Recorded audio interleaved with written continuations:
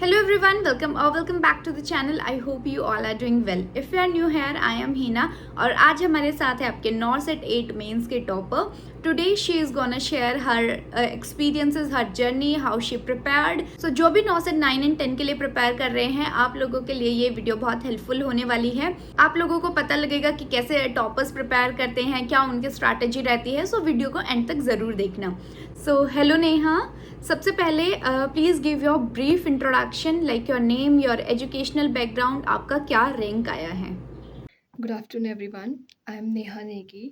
I am from Himachal Pradesh. I am graduated from Sister Nivedita Government Nursing College, IGMC Shimla. My NORCET 8 rank is 516 and ST category rank is 3. First of all congratulations, you got such a nice rank. And जैसे मैं हमेशा बोलती हूँ, आपका hard work कभी भी waste नहीं होता. सो जैसे आपने मेहनत किया था, आपको ऐसी अच्छी रैंक मिल गई है. Congratulations and I am so happy for you and I am so proud of you. So Neha, next question हमारा है कि आपका ये जो अटेम्प्ट था, it was your first attempt या फिर आपने पहले भी अटेम्प्ट्स दिए हैं. I am giving my attempts from NORCET 4, 5, 6, 7 and 8. NORCET 4 में मेरा क्लियर नहीं हुआ था. NORCET 5 में मेरा प्री एंड मेंस दोनों क्लियर हुआ था, लेकिन NORCET 5 का मेरा रैंक 7280 रैंक है.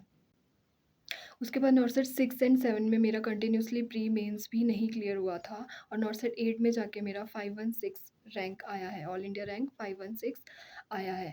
Okay, so nice. So next question हमारा रहेगा, काफ़ी स्टूडेंट्स को ऐसे क्वेरी रहता है कि कोचिंग लेना ज़रूरी है या सेल्फ स्टडी और प्रिपरेशन स्ट्रेटेजी, क्या क्या आपने रिसोर्सेज यूज़ किया था, लाइक कौन कौन सा बुक आपने रेफर किया था या फिर कौन सा टेस्ट सीरीज ऐप आपने यूज़ किया था, यूट्यूब वीडियोज़ कहाँ से देखे थे, क्या आप एक बार सबको बताना चाहेंगे.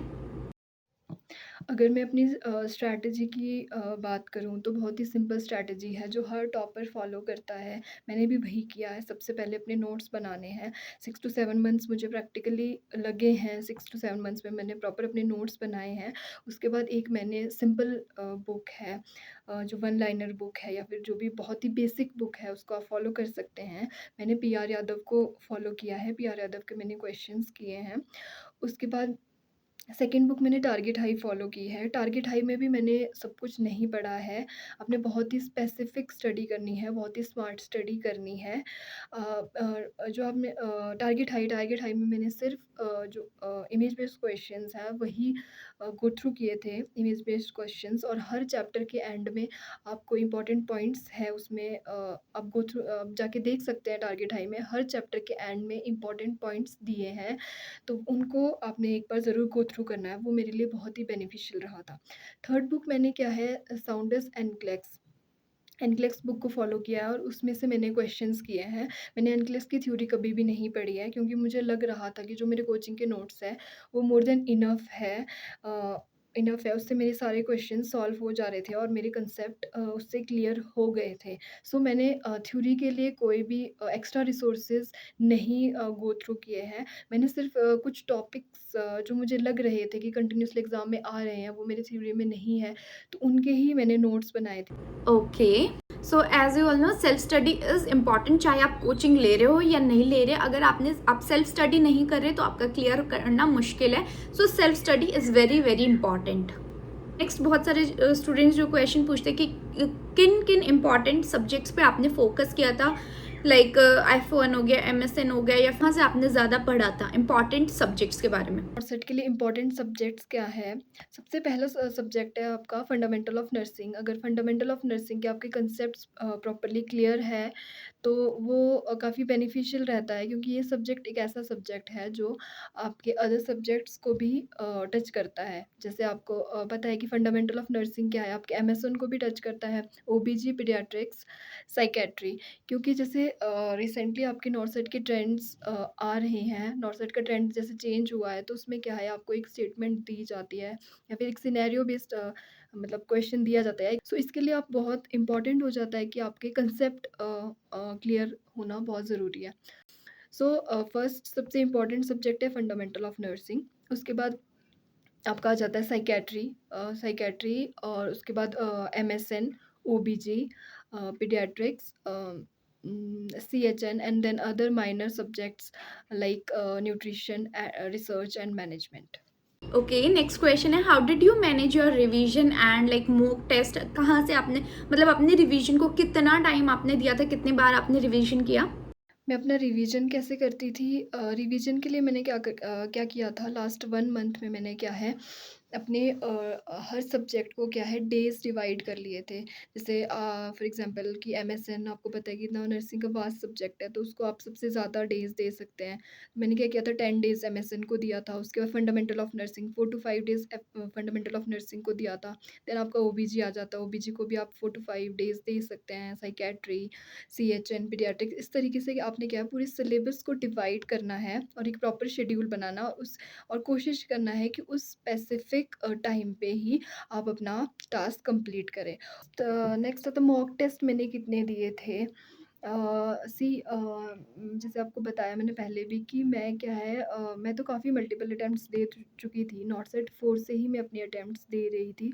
तो मॉक टेस्ट तो मैंने हर अटेम्प्ट से ही लगाए थे। नॉट सेट 5 से ही मैं कंटिन्यूअसली मॉक टेस्ट दे रही हूँ।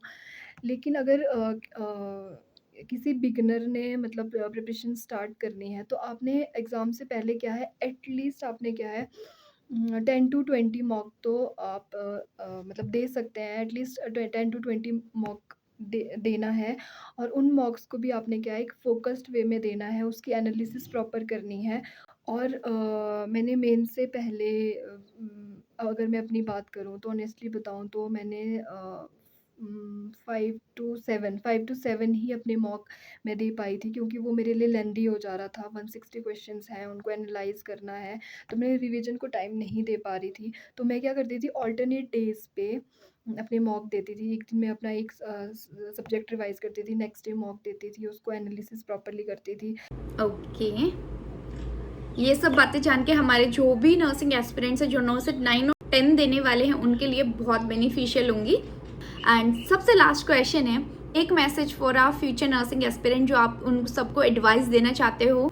मैसेज में यही देना चाहूँगी एस्पिरेंट्स को कि डोंट गिव अप। ठीक है? आपने कभी भी गिव अप नहीं करना है। अगर आप इस जर्नी में आ गए हो, इस प्रिपरेशन जर्नी में आ गए हो, तो डेफ़िनेटली आप कभी ना कभी क्या है सक्सेस को अचीव कर लेंगे। एक अपना एग्ज़ाम्पल बताऊँ, जैसे मैं अपनी नॉट सेट 4 से ही अटेम्प्ट दे रही हूँ और 4, 5, 6, 7 आप देखो कि मल्टीपल अटेम्प्ट्स मुझे भी लगे हैं और 8 में जाके मैंने अपनी सक्सेस अचीव की है और 8 में जाके ही मेरी ऑल इंडिया रैंक 5 एंड 6 आई है और कैटेगरी रैंक 3 आई है। इसके साथ-साथ मेरा UPSC ESIC का भी एग्ज़ाम क्लियर हो चुका है। CRE वो भी मैंने क्वालीफ़ाई कर लिया है। आपने पॉज़िटिव रहना है। मतलब हमेशा पॉज़िटिव एक माइंडसेट के साथ आपने प्रिपरेशन करनी है। जब भी आपको नेगेटिव फ़ील हो, नेगेटिविटी लगे, तो आपने अपने पेरेंट्स से बात करनी है, अपने फ्रेंड्स से बात करनी है, जिनके साथ आप कंफर्टेबली सब कुछ शेयर कर सको, या फिर उनसे बात करनी है जो पहले ही ये सक्सेस अचीव कर पाए हैं, जिनका ऑलरेडी एग्ज़ाम क्रैक हुआ है। एट लास्ट मैं अपनी सक्सेस का जो क्रेडिट है वो अपने पेरेंट्स को देना चाहूँगी, अपने भाई को मेरा भाई रोहित नेगी उसको देना चाहूँगी, और मेरी फ्रेंड है शालिनी वर्मा, जिन्होंने क्या है थ्रू आउट जर्नी क्या है मेरा सपोर्ट किया है और मुझे मोटिवेट किया है, हमेशा पॉजिटिव रहने के लिए एनकरेज किया है। जब भी मैं फेलियर फेस करती थी तो उन्होंने काफ़ी मोटिवेट किया कि नहीं, आप कर सकते हो, तू कर सकती है। तो मैं अपने पेरेंट्स को, अपने भाई को, अपने फ्रेंड्स को, उनको दिल से क्या है थैंक यू बोलना चाहूँगी। Thank you so much. Okay, thank you so much Neha for sharing your experience and your journey with us. और आई होप ये जो भी अभी नेहा ने सबको बताया है इससे आप बहुत मोटिवेट होंगे एंड आपको पता चला होगा कि कैसे आपको जो है प्रिपेयर करना है, क्या क्या जो है टॉपर्स की स्ट्रैटेजी रहता है, कैसे उन लोगों ने रिवाइज किया है। इन सब चीज़ों को ध्यान में देखते हुए अभी जो भी नॉसेट 9 और 10 के लिए प्रिपेयर कर रहा है उनको ये चीज़ें अपने रूटीन में अपनानी है कि जो बार बार रिवीजन आपको करना है। ठीक है, self study is very important. जो भी इंपॉर्टेंट सब्जेक्ट्स है लाइक योर MSN F1 उन पे ज़्यादा फोकस करना होता है। ठीक है, होप आप सबको ये वीडियो काफ़ी हेल्पफुल लगा होगा and once again thank you and congratulations Neha. जो भी स्टूडेंट्स नॉसेट 9 और 10 के लिए प्रिपेयर कर रहे हैं चैनल पे बने रहिए एंड ऐसे ही और वीडियोस के लिए चैनल को सब्सक्राइब ज़रूर कर लेना। मिलते हैं नेक्स्ट वीडियो में, till then all the very best.